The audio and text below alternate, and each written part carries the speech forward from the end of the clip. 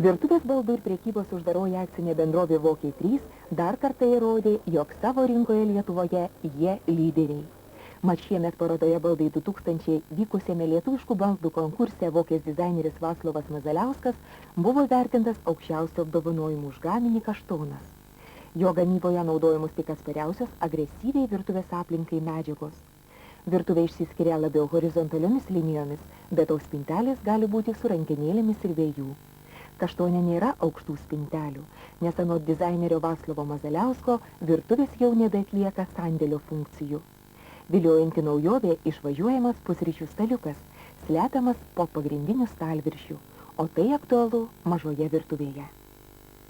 Kitas Vokės įspūdingas gaminys mėta yra ypatingo dizaino, konstruktyviais sprendimais ir naujovėmis. Todėl Lietuvoje toks virtuvės komplektas vienintelis. Netradicinis ir šiuolaikiškas mėtos stilius daugiau vilioja jaunos kartos žmonės. Anot ją projektavusios dizainerės Egitos Cvirkienės, mėtoje daug įdomių detalių, pavyzdžiui, aliuminio konstrukcijos ir profiliai, kurie patikimai apsaugo stalviršį nuo drėgmės, o stalviršis ir sienos plokštė akmens masės medžiaga.